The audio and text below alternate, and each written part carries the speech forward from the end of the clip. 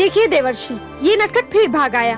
मैं कब से इसे दूध पीने को कह रही हूँ, किंतु ये पीता ही नहीं। क्यों पुत्र, तुम दूध क्यों नहीं पी रहे? आपने कहानी नहीं सुनाई ना, इसलिए। अब कहानी सुनाइए, फिर ही दूध पीऊंगा। पुत्री, ये तो कहानी सुनकर ही दूध पिएगा। तुम कुटिया में विश्राम करो, मैं इसे भेजता हूँ।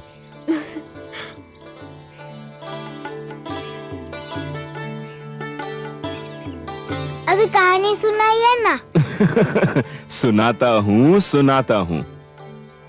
अच्छा, तुमने वासुदेव का नाम तो सुना ही होगा। वो तो मैं ना जाने कब से सुन रहा हूँ। उनके और भी कई नाम हैं। अब तो हर समय नारायण नारायण करते रहते, वो भी तो उन्हीं का नाम है। हाँ, और उनका नाम त्रिलोकीनाथ भी है, और उनका नाम जगदीश्वर भी, और माधव भी, कमलनयन भी, लक्ष्मीपति भी। तो एक दिन उन्होंने निश्चय किया कि सृष्टि की रचना की जाए। फिर क्या किया उन्होंने? सुनाता हूँ पुत्र, सुनाता हूँ, धैर्य रखो। उन्होंने अपनी नाभि से ब्रह्मा को और अपनी भ्रिकुटी से महादेव को जन्म दिया। फिर क्या हुआ? ब्रह्मा को आदि प्रजापति भी कहते हैं। क्या कहते हैं? आदि प्रजापति। हाँ, आदि प्रजापति ने कई प्रजापतियों को जन्म दिया। उनमें से एक थे ऋषि कश्यप। उनकी संतानों में तुम आते हो। अच्छा। हाँ, और एक और प्रजापति थे जिनका नाम था दक्ष। क्या नाम था? दक्ष। हाँ, प्रजापति दक्ष की पुत्री का नाम था सती। वह देखने में बहुत सुंदर थी। महादेव शिवशंकर ने उसे देखा और उससे विवाह कर लिया। एक दिन प्रजापति दक्ष किसी बात पर शिवशंकर से रूठ गए। उन्होंने शिवशंकर को अपनी पुत्री सती के सामने बहुत बुरा भला कहा। सती को यह बात अच्छी नहीं लगी। फिर क्या किया देवी सती ने? देवी सती ने योग शक्ति से अपने अंदर अग्नि उत्पन्न की। अच्छा, फिर क्या हुआ? फिर उन्होंने अग्नि से कहा कि हे अग्नि, मुझे भस्म कर दे। फिर क्या हुआ? फिर अग्नि ने उन्हें भस्म कर दिया। तो योग शक्ति से अपने अंदर अग्नि भी उत्पन्न की जा सकती है? हाँ, और यदि कोई यह अग्नि अपने भीतर ही रोक ले तो बाहर की कोई भी अग्नि उसे जला नहीं सकती। हाँ, परंतु इसे रोका कैसे जा सकता है? सांस भीतर की ओर खींची जाए और ओम नमो नारायण जपते हुए अंदर ही रोक ली जाए तो ये शक्ति भीतरी शक्ति बन जाती है। इसे प्राणायाम कहते हैं। क्या कहते हैं? प्राणायाम। और क्या कह के सांस रोकी जाती है? ओम नमो नारायण। सुंदर, अति सुंदर। अब पुत्र, तुमने कहानी सुन ली, अब अंदर जाकर दूध पियो। आप फिर ऐसी कहानी सुनाएंगे? हाँ हाँ, अवश्य सुनाऊंगा।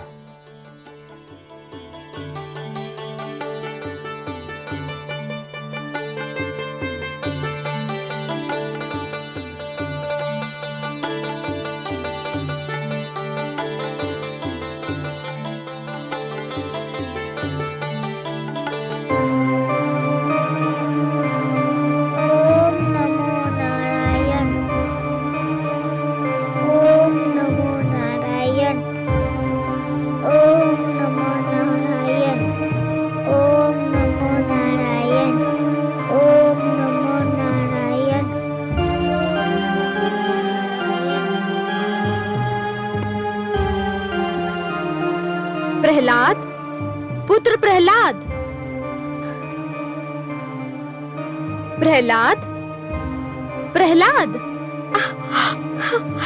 ये तो तप रहा है। प्रहलाद, देवर्षि, देवर्षि, देवर्षि। क्या बात है पुत्री? देवर्षि, मेरे पुत्र को क्या हो गया है? क्या हो गया? उसने मेरी पुकार नहीं सुनी तो मैंने उसे हिलाने डुलाने के लिए हाथ लगाया। मुझे लगा कि जैसे मैंने दहकती हुई ज्वाला को छू लिया हो। पुत्री, तुम्हारा पुत्र तप कर रहा है।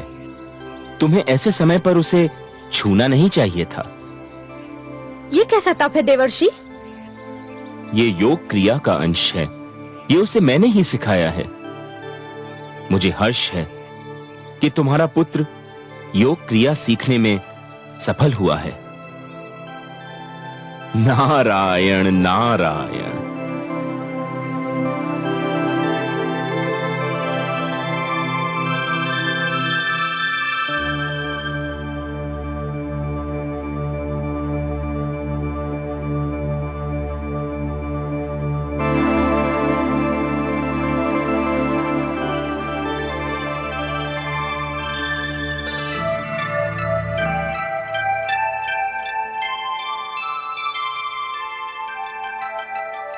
आयुष्मान भव।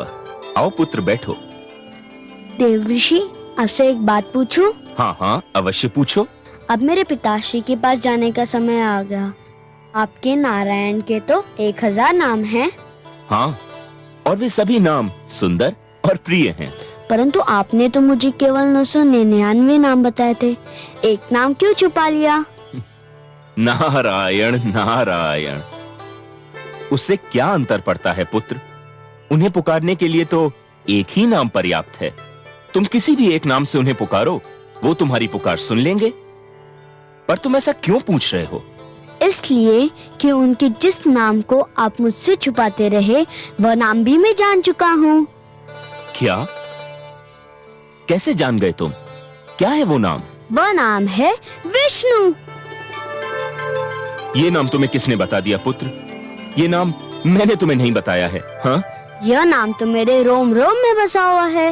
विष्णु विष्णु विष्णु।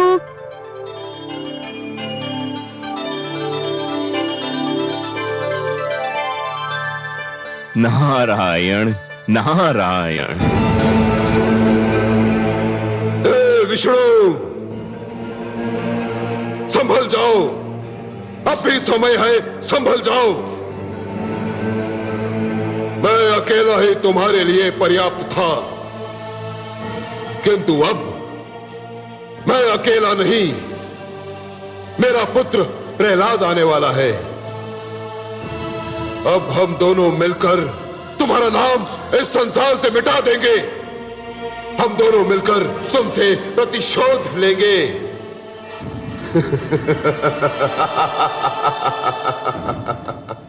महिमा सुनते सुनते कई वर्ष बीत गए और अंत में वो घड़ी आ गई जब कयाधु के और प्रहलाद के जीवन संग्राम में प्रस्थान का समय आ गया।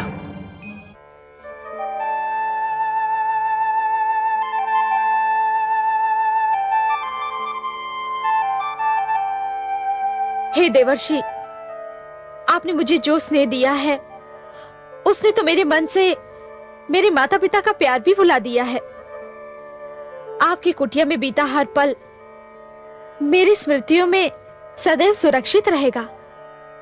राजभवन के ऐश्वर्य में भी इस कुटिया का आनंद नहीं भूलेगा। देव ऋषि, देव ऋषि, देव ऋषि। आप भी हमें संग चलिए ना देव ऋषि। रही है और मेरे पास उसे देने के लिए एक स्वर्ण मुद्रिका भी नहीं। सुने हाथ कहाँ जा रही हो देवर्षि? आपने तो मुझे अपने आशीष का कोष दिया है।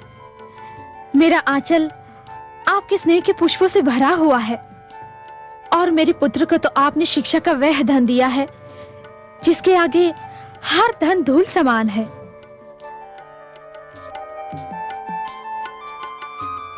पुत्र प्रहलाद, अपने विश्वास पर अडिग रहना। इस विश्वास के मार्ग में जो भी कठिनाई आए उसे हंसकर झेलना। यह विश्वास तुम्हें हर संकट और हर कठिनाई पर विजय दिलाएगा। आओ पुत्री, मैं तुम्हें तुम्हारे रथ तक छोड़ दूं। आओ पुत्र।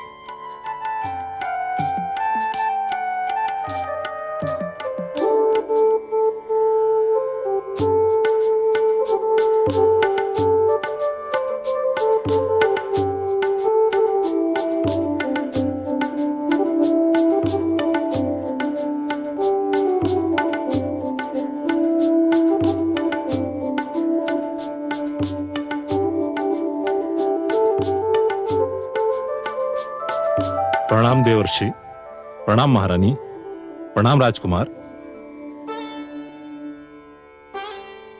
आयुष्मान भव। अखंड सौभाग्यवती भव। आइए।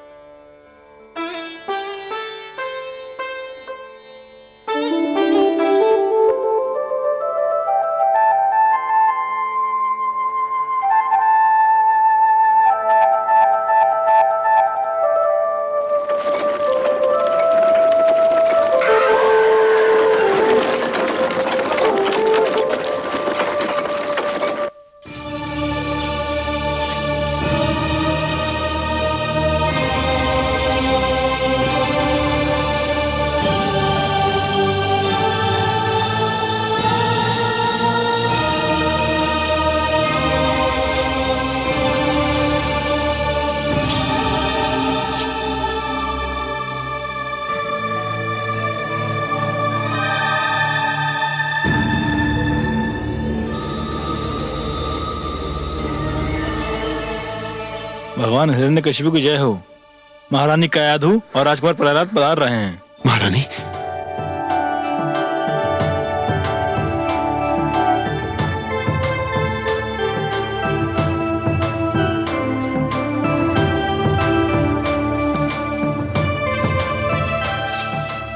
महारानी स्वामी, कैसी हो तुम?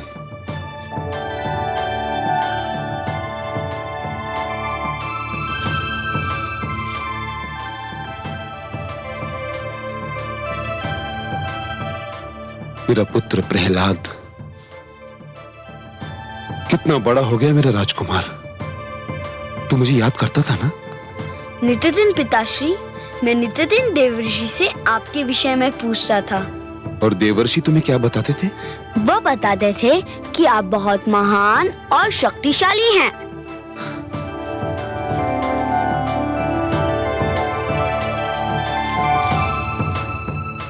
और क्या बताया उन्होंने? कहते थे कि पिता बहुत महान होता है, उनका आदर करना पुत्र का कर्तव्य होता है। पिता प्रेम देता है, स्नेह देता है और पुत्र की रक्षा करता है। माता भी बहुत महान होती है, माता की सेवा परम धर्म है। किंतु पिता परिवार का स्वामी होता है।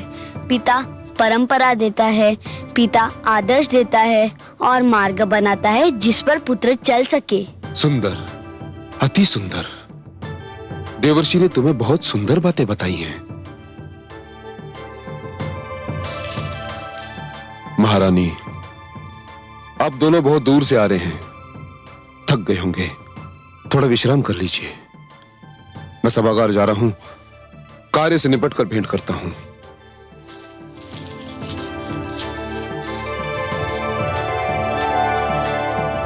आओ पुत्र।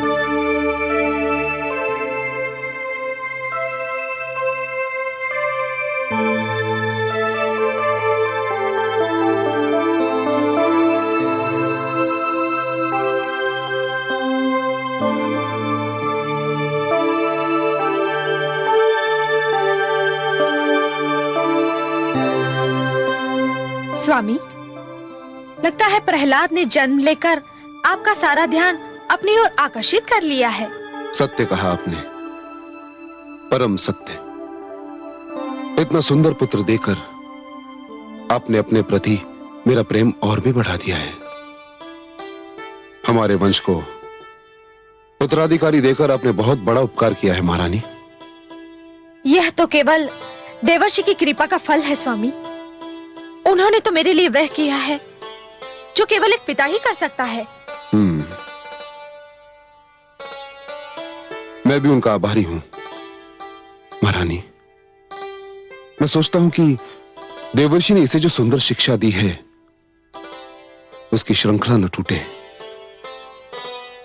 इसी कारण मैंने गुरुदेव को बुलाकर प्रहलाद की शिक्षा का भार उन्हें सौंपने का निश्चय किया है।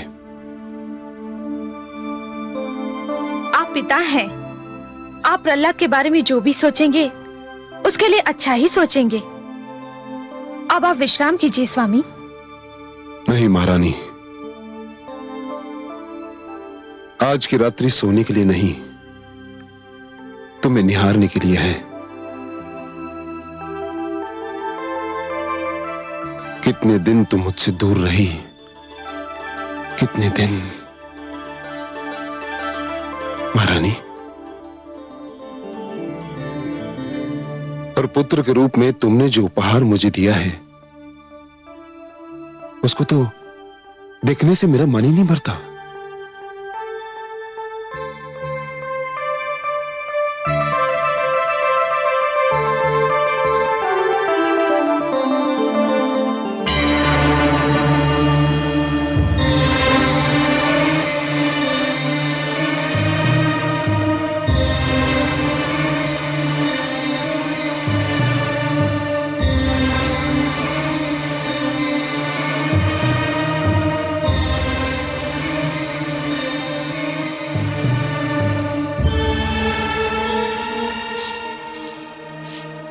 प्रणाम गुरुदेव।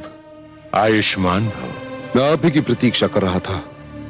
पुत्र, ये हमारे गुरुदेव हैं, गुरुदेव शुक्राचार्य। गुरु ब्रह्मा गुरु विष्णु गुरुदेव महेश्वरा गुरु साक्षात परब्रह्म तस्मै श्री गुरुदेव नमः।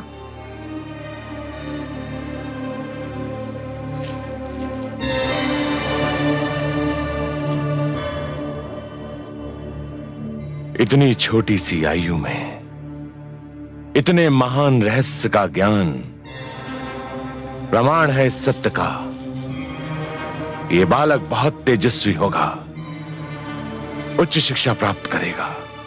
इसी कारण आपको कष्ट दिया है गुरुदेव। मेरे पुत्र को प्राथमिक शिक्षा तो देवर्षि नारद ने दी है और बहुत उत्तम शिक्षा दी है जिसे मैं परख चुका हूं, किंतु अब शेष शिक्षा के लिए मैं अपने पुत्र को आपके हाथों में सौंपना चाहता हूं। मुझे बहुत हर्ष होता वत्स, परंतु मैं तपस्या के लिए हिमालय जा रहा हूं। दुखद, अत्यंत दुखद। फिर मेरे पुत्र की शिक्षा का क्या होगा गुरुदेव? इसीलिए तो मैं इन्हें अपने साथ लाया हूं। ये मेरे शिष्य भी हैं और पुत्र भी, षंड और अमर्क।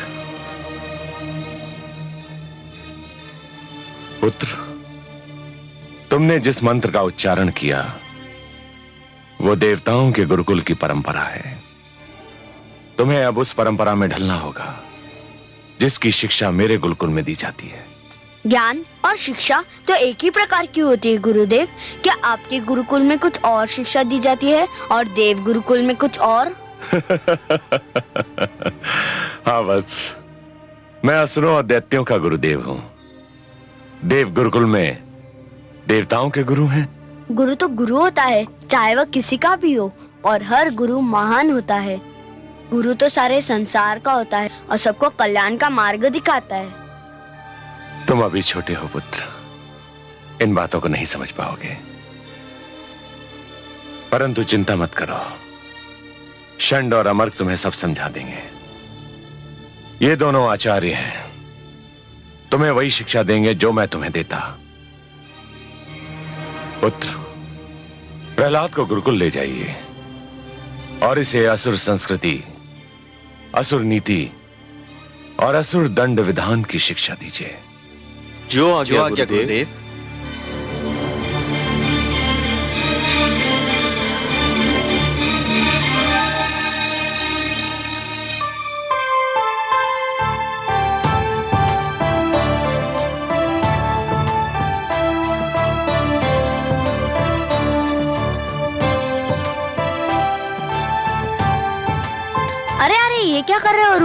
हम अपने राजकुमार पर पुष्प वर्षा कर रहे हैं, आपका स्वागत कर रहे हैं। धन्यवाद। किंतु मैं इस गुरुकुल में राजकुमार बनकर नहीं, आप सबकी भांति एक साधारण विद्यार्थी बनकर आया हूँ और आप सब मेरे सहपाठी हैं और मेरे मित्र हैं। परंतु राजकुमार, आप हम सबसे श्रेष्ठ हैं। नहीं, हम सब में कोई श्रेष्ठ या तुच्छ, बड़ा या छोटा नहीं। गुरुकुल के सारे विद्यार्थी एक समान हैं। मैं यहाँ केवल उतना ही आदर योग्य हूँ जितने आप सब हैं। हमें कोई अंतर नहीं होना चाहिए। मैं यहाँ राजकुमार का पद छोड़कर विद्यार्थी का पद लेने आया हूँ। इस पुष्प से आपकी मित्रता की सुगंध आ रही है। मैं ये पुष्प अस्वीकार करता हूँ, परंतु इसकी सुगंध और आपकी मित्रता स्वीकार करता हूँ। अब कहाँ चले गुरुजन? सबसे पहले हम आपको मंदिर और ईश्वर के दर्शन कराना चाहते हैं। अरे, ये तो बहुत ही शुभ विचार है। शिक्षा, ईश्वर के दर्शन और आशीर्वाद से आरंभ हो तो शिष्य को अवश्य सफलता मिलती है। तो फिर आइए।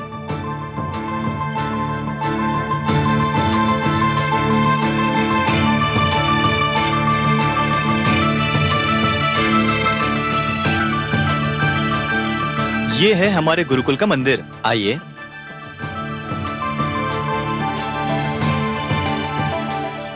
और ये हैं हमारे ईश्वर।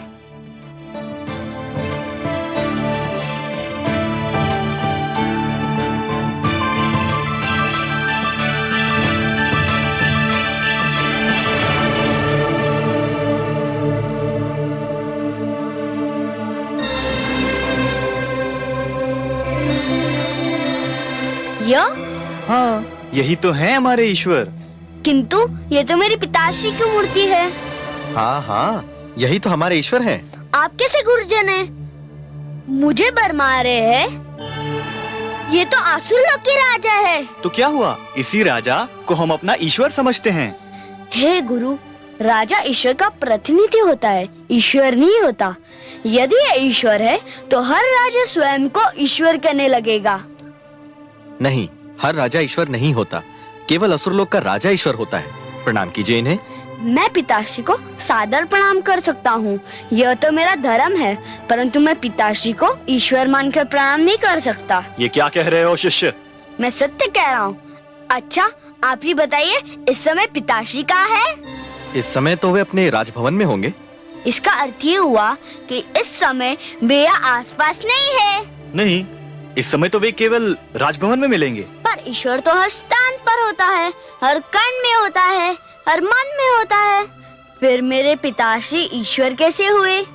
यदि तुम भगवान के पुत्र ना होते तो हम तुम्हें गुरुकुल का अनुशासन भंग करने का दंड अवश्य देते।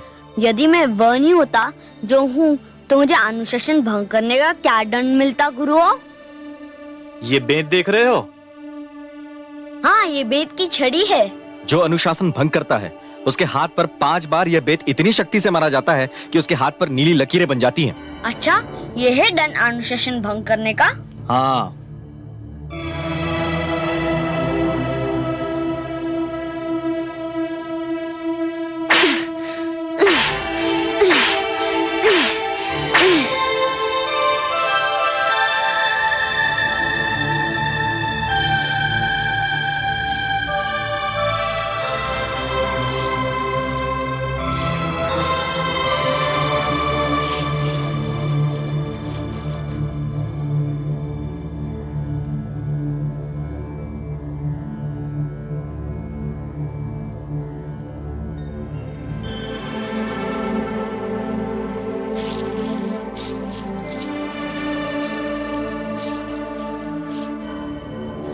दयासागर, देखिए प्रहलाद ने किस प्रकार स्वयं को दंड दिया है। अपने कोमल तन पर कितने बलपूर्वक बेत मारे हैं, वो भी 1 बार 2 बार नहीं 5 बार। कितनी पीड़ा हो रही होगी उसे। पर महादेवी, 5 बार बेत मारकर उसने एक महान कार्य भी तो किया है। महान कार्य? क्या अपने हाथ पर बेत मार लेना महान कार्य है? हाँ प्रिय, उसने अपने हाथ पर 5 बेत मारकर सारे संसार को शिक्षा प्राप्ति के 5 अनुपम सिद्धांत बता दिए हैं। सबसे पहला सिद्धांत संयम, दूसरा सहनशीलता, तीसरा गुरु के आदेश का पालन, चौथा गुरुकुल में अपने उच्च कुल को भूलकर स्वयं को केवल एक विद्यार्थी समझना। और पांचवा, अपने सहपाठियों को अपने मित्र सा सम्मान देना। प्रहलाद में अभी से ही महानता के लक्षण दिखाई दे रहे हैं। क्यों नहीं महादेवी, जिसने स्वयं देवर्षि नारद के चरणों में बैठकर प्रथम शिक्षा ली हो, वो महान नहीं होगा तो फिर कौन होगा? और अभी तो यह कथा केवल आरंभ हुई है महादेवी। बस आप तो देखती जाइए कि यह शिक्षार्थी अपने गुरुओं और सहपाठियों को क्या-क्या शिक्षा दे रहा है। हे गुरु, मुझे खेद है कि मैंने गुरुकुल का अनुशासन भंग किया। मैंने स्वयं को इसलिए दंड दिया कि आप मुझे राजकुमार समझकर दंड देने से डर रहे थे। अनुशासन सबके लिए होना चाहिए, चाहे वह कोई भी हो। परंतु हे गुरुजन, मैंने ईश्वर के विषय में आपसे जो बात कही वो सर्वथा उचित है। मैंने जो कुछ भी कहा वो सत्य है। हे गुरुजन, अनुमति दे तो आपसे कुछ कहने का साहस करूं? अवश्य कहो शिष्य। गुरु बहुत महान होते हैं। वे शिष्यों का भविष्य बनाते हैं। वे अच्छी शिक्षा दे तो शिष्य का जीवन सुधर जाता है। वे अच्छी शिक्षा ना दे तो शिष्य का जीवन नष्ट हो जाता है। उनका धर्म है कि वे सत्य का, ज्ञान का मार्ग दिखाए। सत्य का मार्ग ही सबसे अच्छा मार्ग होता है। सुन ली हमने तुम्हारी बातें शिष्य, परंतु अब बहुत देर हो चुकी है। हमारे विश्राम का समय हो गया है। तुम भी थोड़ा विश्राम कर लो, बाकी बातें फिर करेंगे। शिष्य, राजकुमार को उनका शयन कक्ष दिखा दो। जो आज्ञा गुरुदेव। हम चलते हैं।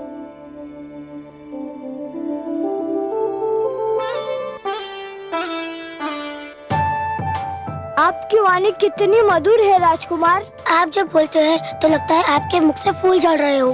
परंतु हे राजकुमार, यदि ये हमारा ईश्वर नहीं है तो हमारा ईश्वर कौन है? तुम्हारा ईश्वर वही है जो मेरा ईश्वर है, सारे संसार का ईश्वर है। कौन है वो? वही जिसने सूर्य, चंद्रमा और तारे बनाए हैं, जिसने दिन और रात्रि को बनाया है, जिसने समुद्र, नदियाँ और पहाड़ बनाए हैं, जिसने हमको बनाया है, तुमको बनाया है, सारे संसार को बनाया है। वो जो सर्वशक्तिमान है, वो जो चाहे वो कर सकता है। सर्वशक्तिमान तो हमारे भगवान हिरण्यकश्यपु भी है। वह भी जो चाहे वह कर सकते हैं। अच्छा, हाँ, और क्या?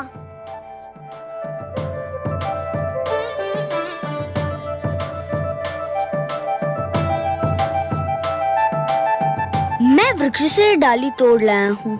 यदि तुम्हारा ईश्वर जो चाहे सो कर सकता है तो उसे कहो कि ये डाली फिर वृक्ष से जोड़ दे।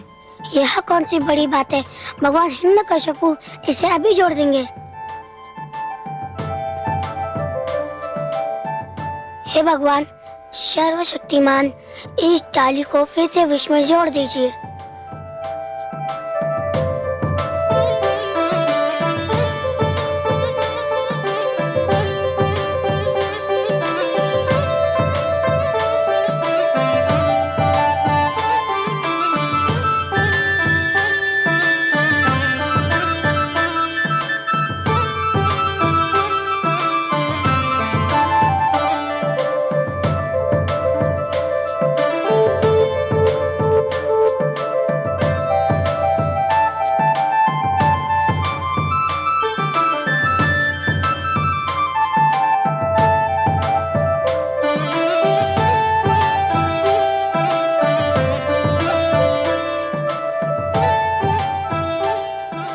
हमारे ईश्वर तो इसे नहीं जोड़ पाए, क्या तुम्हारे ईश्वर इसे जोड़ पाएंगे?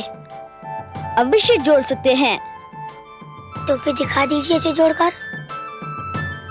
हे ईश्वर, हे भगवान, इस डाली को फिर वृक्ष से जोड़ दीजिए। मेरे मित्रों को दिखा दीजिए कि आप ही सर्वशक्तिमान है और जो चाहे सो कर सकते हैं। मुझे विश्वास है कि आप मेरी विनती सुनेंगे, मेरी सहायता करेंगे। हे कमल नयन, कितना दृढ़ विश्वास है पुत्र प्रहलाद को आपके ऊपर। उसकी सहायता कीजिए।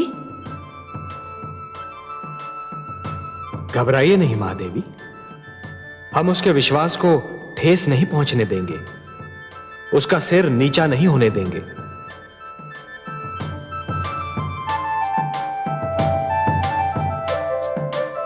ओम नमो वासुदेवाय। ओम नमो भगवते वासुदेवाय। ओम नमो भगवते वासुदेवाय। ओम नमो भगवते वासुदेवाय। ओम नमो भगवते वासुदेवाय। ओम नमो भगवते वासुदेवाय। अरे ये तो चमत्कार हो गया। धन्यवाद हे वासुदेव, तुमने मेरी लाज रख ली। तुमने बता दिया कि केवल तुम ही हो वो जो चाहे सो कर सकते हैं और कोई नहीं। ओम नमो भगवते वासुदेवाय। ओम नमो भगवते वासुदेवाय। ओम नमो भगवते वासुदेवाय।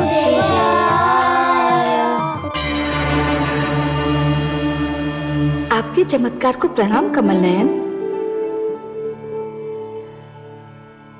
आपके पुत्र प्रहलाद ने मुझ में अटूट विश्वास प्रकट किया था महादेवी। यदि मैं ये न करता तो उसके विश्वास को ठेस लगती। जिस प्रकार नदी अपने निकट आने वाले को प्यासा नहीं लौटाती, उसी प्रकार मुझे मन से तथा प्रेम से पुकारने वाले कभी निराश नहीं होते। और फिर उसकी सहायता करने के लिए आप ही ने कहा था ना।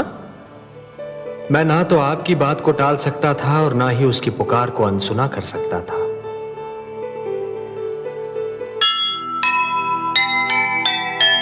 प्रभु की महिमा पर जिसे पूरा है विश्वास, ईश्वर ऐसे भक्त को करता नहीं